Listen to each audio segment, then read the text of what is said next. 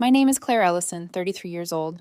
The first time I turned the brass key in the lock of my own house, I felt something snap free inside me. The hinges creaked, the door groaned, and stale air greeted me with a damp, peeling smell. But still, I stood in the middle of that wreck of a living room and whispered, "This is mine." It wasn't much to look at. The listing photos had been so awful they practically begged people to scroll past. Wallpaper bubbled like blisters, a staircase leaned to one side as though the house itself had grown tired, and the yard was so overgrown I half expected to find a lost civilization hiding in the weeds. But the backyard, my God, the backyard. Even in ruin, it looked like freedom. A rectangle of potential under the Colorado sky, a place I could breathe without neighbors pressed up against my walls. Of course, the moment I told my family, they reacted as if I'd announced I was volunteering to be buried alive. It was Sunday dinner. My parents' dining table had been set the same way since I was a child, mahogany polished to a dull glow, crystal glasses that only came out on weekends, and the smell of my mother's pot roast drifting through the house. I waited until dessert plates were cleared before blurting it out. I bought a house. My mother's fork slipped against the china. "Claire, what are you thinking?" She pressed her napkin against her lips like she was hiding behind linen. "You could get a nice condo," Dad muttered, already pulling a pen from his shirt pocket. He grabbed the back of an envelope and began scribbling rough numbers. Mortgage, utilities, hidden costs.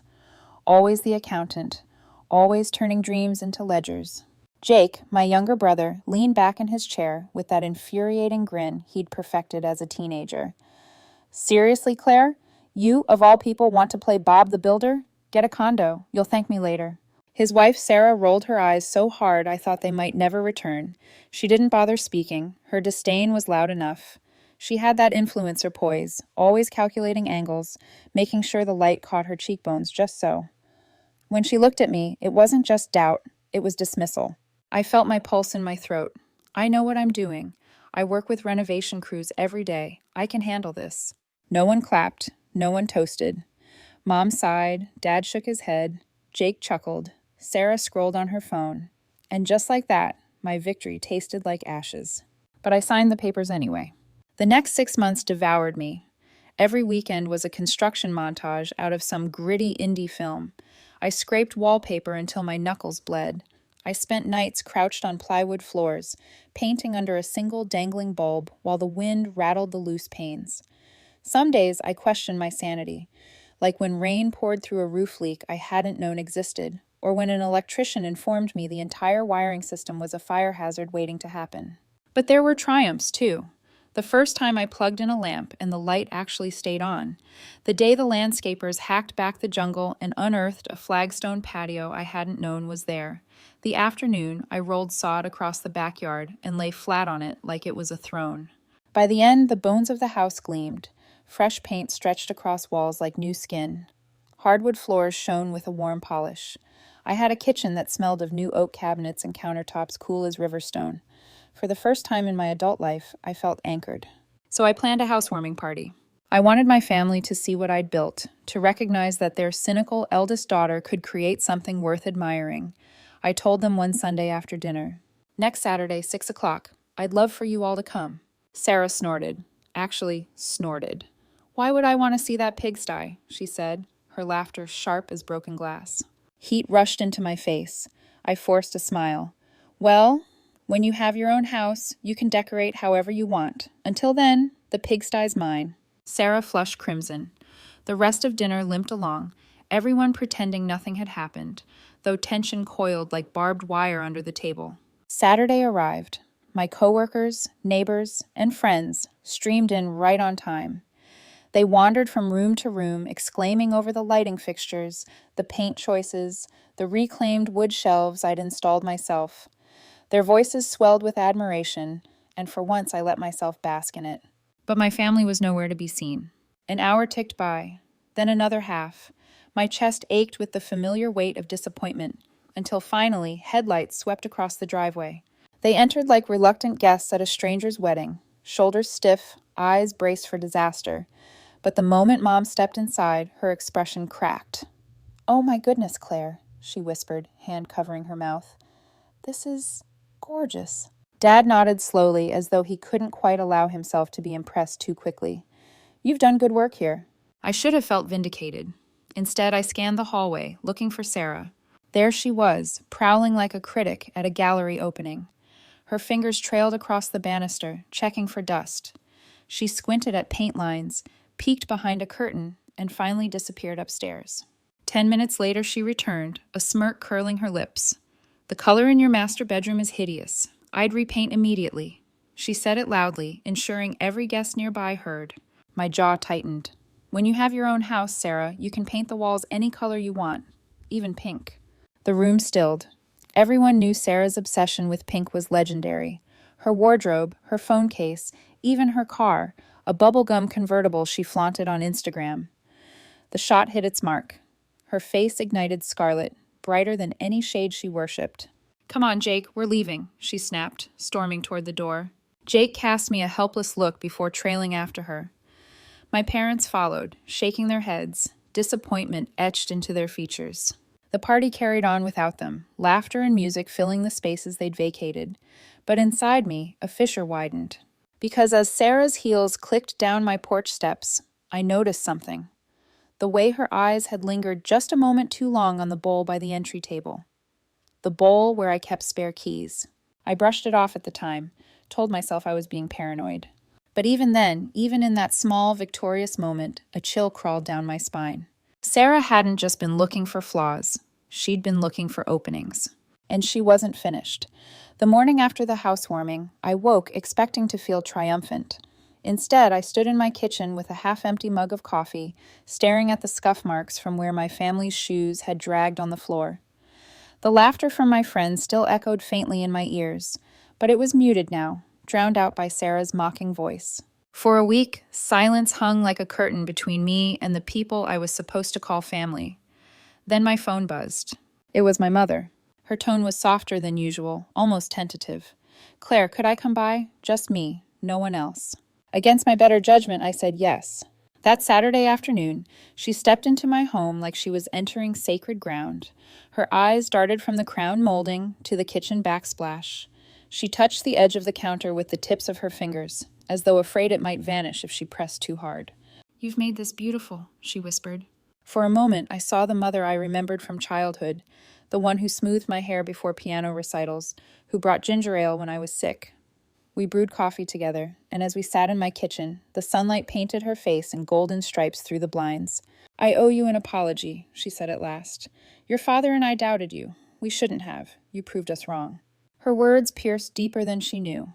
I'd been waiting for that acknowledgement since I was 12 years old, when Jake got a medal for participation and I got silence for excellence.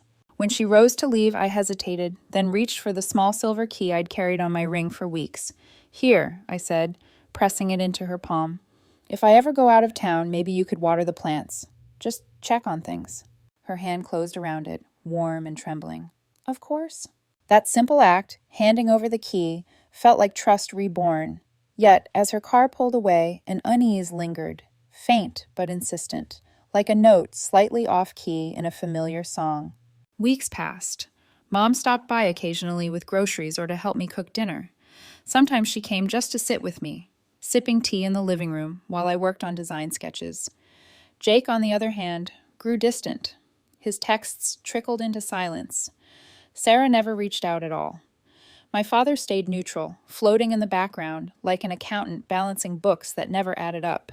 I should have been relieved. Instead, I felt the weight of the silence, like a storm gathering at the edge of the horizon. Then came the phone call. Mom again, her voice wrapped in careful sweetness. Honey, it's been too long since we had a proper family dinner. Why don't you come this Saturday? Something in her tone prickled my instincts, but I agreed. Maybe enough time had passed. Maybe we could act normal again. Saturday evening, I pulled into their driveway. Through the front window, I saw Jake and Sarah already at the table. Of course. They were always there, orbiting my parents like moons that refused to leave their planet. When I stepped inside, Jake greeted me with exaggerated cheer. Claire, great to see you.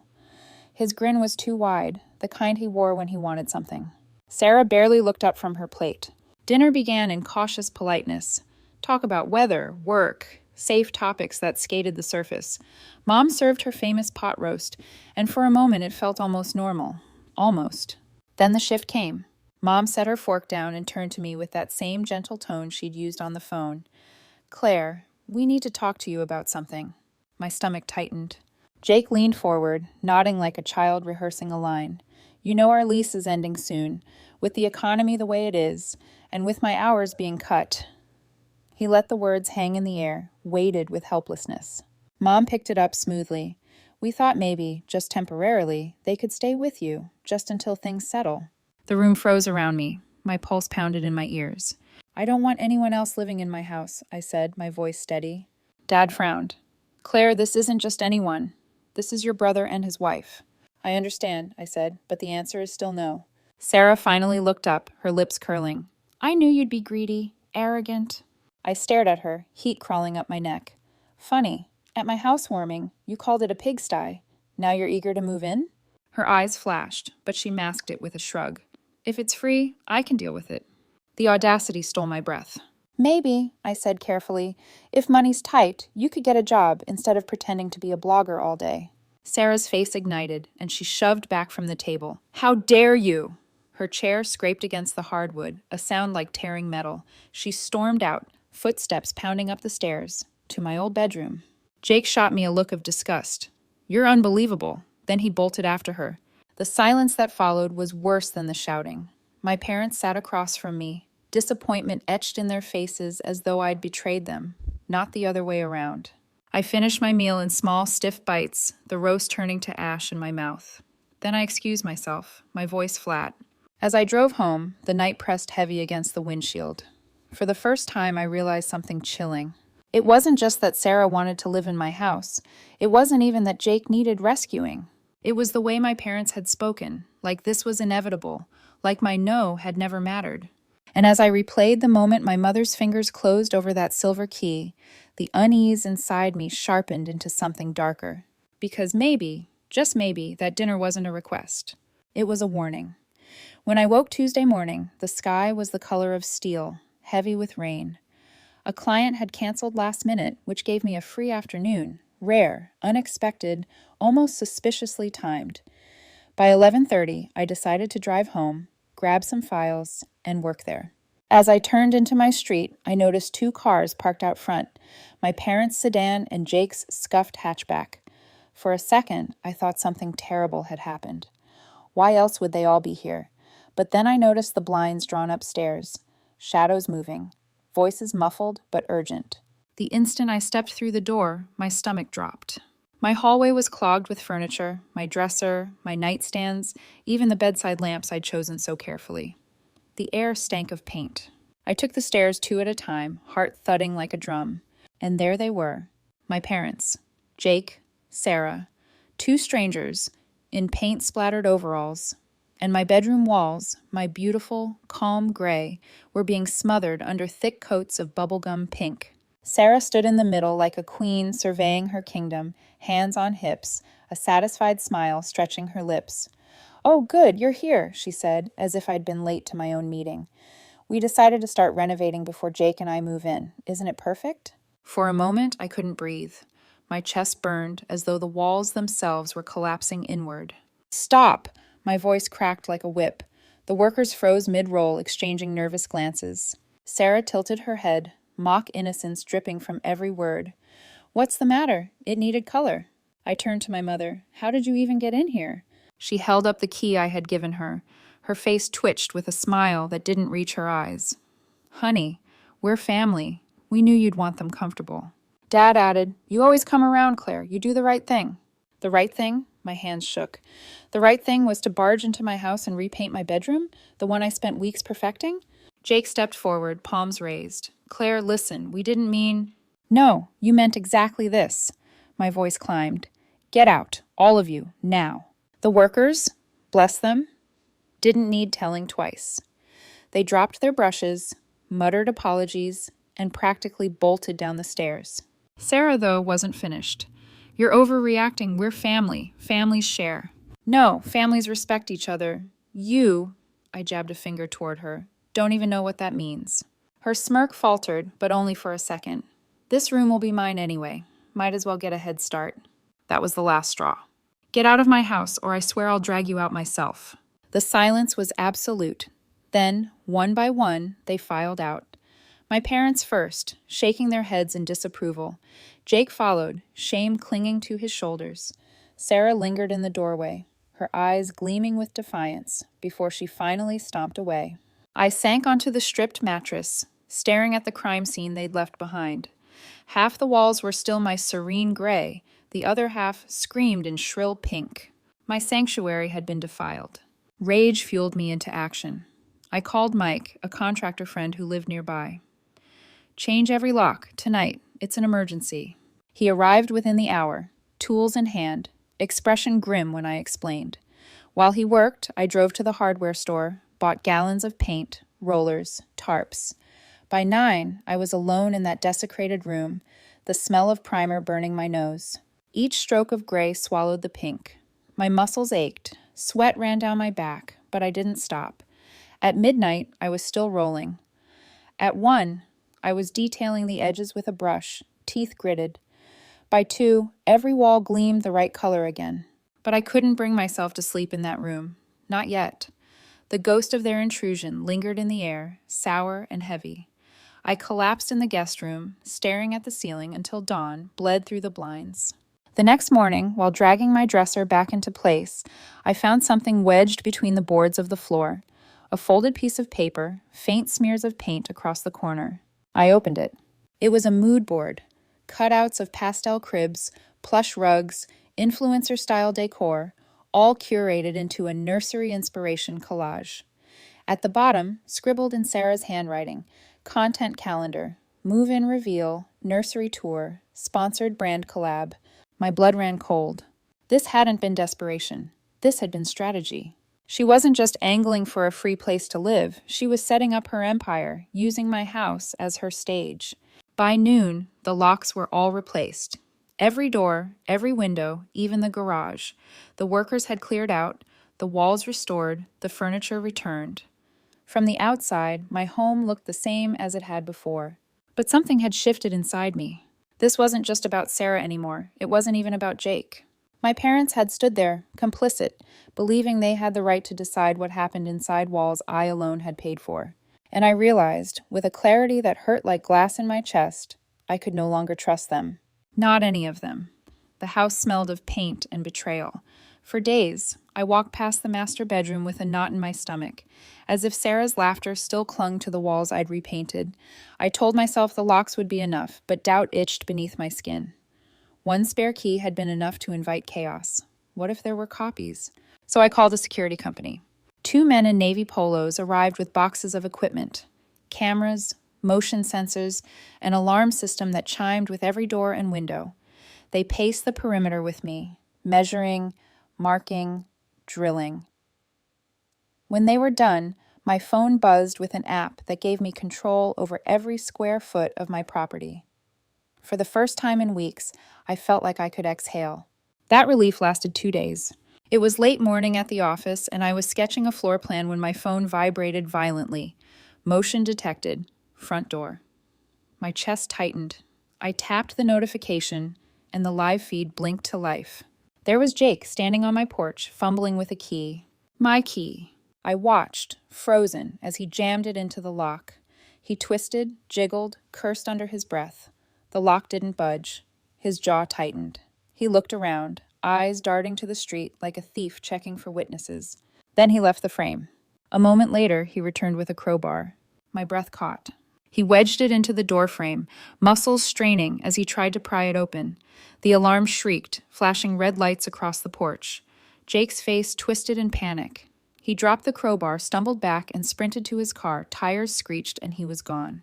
For a long time, I sat at my desk, staring at the screen. The video replayed in my mind, his hand on my door, his eyes wild, the crowbar gleaming. My own brother. By afternoon, I was at the police station. I showed the footage to the officer at the front desk. His brows arched. That's clear as day. You want to press charges? My voice felt foreign, steady in a way I didn't expect. Yes, attempted breaking and entering. They filed the report, took the footage, promised to be in touch. I drove home numb. The world around me dulled. I'd thought Sarah was the hurricane. I hadn't expected Jake to be the one holding the crowbar. The phone calls began that evening. First my mother, her voice a storm. "Claire, what have you done? The police came to our house. They arrested your brother." "He tried to break into my home," I said. Calm, detached. I had proof. Her voice broke. "You're destroying this family. How could you do this to your own brother?" "Maybe my brother shouldn't have tried to pry my door open like a burglar." She wept. "Drop the charges, please, Claire, please." Next was my father. Less anger, more calculation. Think carefully. A criminal record will ruin his career. You can't want that on your conscience. Then Jake himself, his voice desperate. "I messed up, okay? Just drop it, please. I swear I'll never come near your house again." And Sarah, though she never called, texted me a string of venom. "Selfish, heartless. You'll regret this. Hope you sleep well, knowing you ruined your own brother's life." For the first time, her words didn't sting. They rolled off me like rain on glass. That night, I sat at my kitchen table, the glow of the security app lighting my face, and made a decision. When Mom called again, still begging, I cut her off. "I'll withdraw the complaint, but only on one condition." She breathed. "You all leave me alone. No more visits, no more surprises, no more trying to move into my house. You stay out of my life." Silence hummed on the line, thick and hesitant. Then she whispered, "Yes, yes, of course, whatever you want." The next morning I went to the station and signed the withdrawal. Jake was released with a warning. I thought I'd feel lighter, but what settled over me was something different. A hollow quiet. For weeks afterward, my phone was eerily still. No calls, no texts, no invitations to Sunday dinners. The silence stretched so long it became a kind of exile. Part of me mourned it. The other part reveled in it. I poured my energy into work, into repainting the hallway, into tending the backyard until it looked like a sanctuary. I invited friends over for dinners, filled the rooms with laughter that belonged to me. But sometimes, late at night, I'd replay Mom's frantic words. "We can't lose everything over this. Not we can't lose Jake, not we can't lose family. Everything." And I began to wonder what everything really meant. 6 months slid by in silence. Not the peaceful kind, not entirely. It was the silence of absence, of being erased. No texts from Dad reminding me to file my taxes early. No quick pings from Jake asking if I'd seen the latest show. No Sunday dinners, where pot roast perfume filled the air and tension simmered under it. Instead, I built my own routines. Friday nights with coworkers, swapping design horror stories over wine. Saturday mornings in the backyard, hands deep in soil, coaxing life from the earth. Sometimes, on quiet evenings, I'd sprawl on the patio with a sketchbook, drawing outlines of renovations I might never do, just because I could dream them. I told myself I was fine, better even. But exile has sharp edges. One ordinary Tuesday, I ran into my cousin Lisa in the grocery store. We'd always gotten along. She was blunt but kind, the sort of person who'd tell you when you had spinach in your teeth and then buy you gum to make up for it. She gasped when she saw me. "Claire, oh my God, how are you? It feels like forever." She hugged me right there between the cereal and canned goods. We chatted about work, about her kids, about the weather, safe ground. Then she tilted her head. "So, I heard Jake and Sarah moved in with your parents." My stomach clenched. "Did they?" "Yeah, your mom told mine. Said Sarah's pregnant." Lisa lowered her voice, as though sharing a secret too fragile to speak aloud. "That must be exciting for everyone." Pregnant. The word echoed like a dropped coin in an empty room. I managed to smile. "Exciting," I repeated, though my chest tightened. Lisa frowned. "She also said Jake's job still hasn't picked up.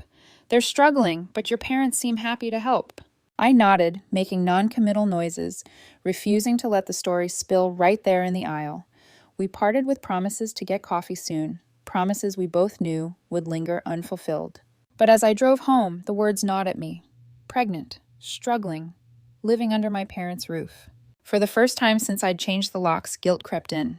That night, I sat at my kitchen table, the house too quiet around me, and thought about my brother. I remembered when we were kids, how he'd sneak into my room at night during thunderstorms, dragging his blanket like a security cape. How I'd let him curl up on the floor beside my bed, even when I complained. But I also remembered the years that followed, Dad bailing him out of one failed job after another, Mom smoothing over his mistakes, Jake learning to lean instead of stand, and Sarah, always polished, always performing, chasing sponsorships that evaporated as quickly as they appeared.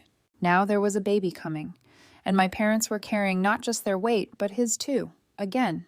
Did I feel guilty for not helping? Maybe. But mostly I felt relieved. Relieved that the chaos was no longer mine to manage. A week later, a letter arrived addressed to Resident Ellison Household. I nearly tossed it with the junk mail until I noticed the fine print. Prenatal offers for new mothers. My fingers stiffened. Another envelope followed the next day, this one congratulating new homeowners at my street number. I opened it. Inside was a flyer from a realtor, wishing Jake and Sarah luck on their recent move. Heat flared in my chest. Someone was playing with addresses. I pictured Sarah's manicured nails typing in forms online, redirecting mail, seeding the paperwork trail that could one day suggest they belonged here. That night I tossed both letters into the trash. But an hour later, I fished them out again, smoothed the creases, and laid them flat on the counter. Proof. The kind you don't think you'll need until you do. I tried to shake it off, but the unease grew. Every creak in the house made me glance at the cameras. Every unfamiliar car on the street set my teeth on edge. I told myself I was imagining things, but the pit in my stomach knew better. Because this wasn't over. Jake and Sarah hadn't just been trying to move into my house. They were already laying foundations, on paper, in whispers, in subtle manipulations that tied them to it, and I couldn't shake the sense that my parents knew more than they were letting on. The first knock came on a Thursday morning. I'd been working late the night before, hunched over blueprints, so the sound jarred me awake. Through the peephole, I saw a man in a city inspector's jacket holding a clipboard. "Morning, ma'am. We got an anonymous report about unpermitted renovations on your property." For a heartbeat, I thought I'd misheard. "What?" He showed me the form. Someone had filed a complaint. The address was mine. The handwriting in the notes section was jagged, almost theatrical. I steadied my voice. "All my permits are in order. Want to see them?" We walked through the house together. I showed him the signed electrical clearances, the roofing approval, every receipt neatly filed in a binder. He flipped through, his frown softening. "Everything looks good," he admitted. "Sorry to bother you. Sometimes these tips are personal." I forced a smile, but my hands trembled as I shut the door behind him. Personal. I didn't need to guess who had filed it. A week later, my inbox pinged with a notification from the utility company. Confirmation of service transfer request. My eyes narrowed. I hadn't requested anything. The email listed new account holders, Jake and Sarah. I called immediately, voice tight. "That's fraud. Keep everything in my name. Flag the account." The operator assured me they would. Still, dread pooled in my chest. The next day, I found a postal slip jammed in my mailbox. Change of address processed. The forwarding request tied my address to Jake and Sarah's names. The paper shook in my hand. This wasn't sloppy, it was systematic. I snapped photos of everything, emailed copies to myself, printed extras, began a folder labeled Evidence. I couldn't keep guessing. So I drove to my parents' house. The moment I stepped inside, I knew. Baby supplies crowded the corners, boxes of diapers, a crib still in plastic wrap. Sarah lounged on the couch, hand resting on her small but visible bump. Jake stood nearby, arms crossed like a guard. Dad rose from his armchair, his face tight. "Claire, we weren't expecting you." I held out the postal slip. "Really? Because it looks like someone's been expecting me to disappear from my own address." Jake blinked. Sarah smirked faintly. "Clerical error," she said sweetly. My jaw clenched. "Don't insult me." I turned to Dad. "Was this you?" His silence was answer enough. Mom's eyes filled with tears. "Please, Claire, let us explain." "Explain why my utilities, my mail, my legal footprint are being rewritten in their names." Her hands fluttered uselessly. "It's not what you think." "Then what is it?" That was when Dad finally spoke. His voice was low, brittle. "The bank is pressing us. We took out a commercial loan years back, tied to Jake's employment history. With the layoffs, it looks unstable. If they think Jake's not settled, we lose refinancing. We could lose everything." His words landed like stones. Mom added softly, "If Jake looks like he has stable housing, with family, with the baby coming, the investors stay calm. We buy time." I stared at them. "So you decided to make my house his address, his stage, without asking." Dad's shoulders slumped, pride breaking in the weight of it. "We thought you'd come around." You always do. I laughed bitterly. Not this time. That night, I sat at my kitchen table, the evidence folder open beside me. Every letter, every email, every slip of paper screamed one truth. They would keep pushing until I drew blood with my boundaries. So I picked up the phone. The lawyer's voice was calm, professional. You did the right thing calling. We'll document everything. Cease and desist letters for the address fraud, a no trespass notice if needed. We'll build a paper trail. I exhaled slowly. For the first time, the fight shifted. It wasn't about arguments at dinner tables or paint wars in bedrooms anymore. It was about legality, about paper and proof, about standing my ground with more than anger. Because now I knew the truth. This had never been about family dinners or shared space. It had always been about leverage. And I would not be leveraged. The lawyer moved fast. Within a week, certified letters were drafted and sent. One to the utility company, one to the post office, one directly to Jake and Sarah, each a crisp warning with legal teeth. No address changes, no service transfers, no attempts to represent my property as theirs. Another letter went to my parents, a no trespass notice, formal and absolute. I signed each page with a steady hand, though inside I shook. This wasn't a spat anymore. It was war conducted on paper. 2 days later, Mom called. Her voice cracked. We got the letter. Yes, I said evenly. That was the point. Claire, please, it doesn't have to be this way. We're family. Family doesn't hijack mail. Family doesn't repaint bedrooms they don't own. Family doesn't use me as a shield for a bank deal. Silence. Then a sob. We were desperate. We thought we could fix everything before you found out. Her words scraped at my heart, but I stayed firm. No more behind my back, ever. If you want my help, you come to me honestly. A week later, I asked my parents to meet me at my house. Just them. No Jake, no Sarah. When they arrived, the air felt brittle, as if the walls themselves held their breath. I poured coffee and gestured for them to sit at the kitchen table. I'm not here to punish you, I began, but I am setting boundaries. From this moment forward, you have no keys, no access, no say in my home. You don't change addresses, utilities, or paperwork tied to me, ever. Dad's jaw tightened. You'd put it in writing rather than trust your own parents? Yes, I said quietly, because trust was already broken. His shoulders sagged. I continued, but I'm not heartless. Jake needs work. I can connect him with a contractor friend who's hiring, and when the baby comes, I'll contribute to a starter fund for essentials only. But it will go through a third party. No cash, no strings, just support for the child. Mom's eyes brimmed with tears. Thank you, she whispered. Dad's voice cracked. You're stronger than any of us. Maybe that's what scares us. For the first time, I saw not just my parents, but people, flawed, cornered, making desperate moves. It didn't excuse their choices, but it explained them. Weeks passed. Quiet returned. Jake did take the job lead I gave him, though pride kept him from telling me directly. Sarah, predictably, documented her pregnancy online from my parents' guest room, her pastel props crowding the background. The inspector case closed. No more anonymous complaints. No more clerical errors. The silence this time felt different. Not exile, not war, just space. One evening, I sat alone in my master bedroom, the walls the exact gray I had chosen months ago.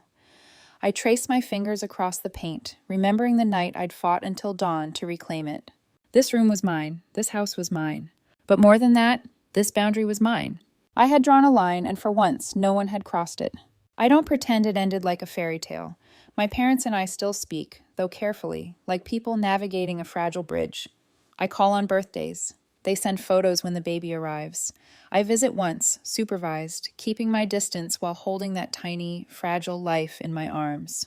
Jake avoids my eyes. Sarah forces a smile, brittle as spun sugar. And that's fine. Because I finally understand something I should have learned years ago. Family doesn't mean surrender. Family doesn't mean giving up your walls, your keys, your life so others can feel comfortable.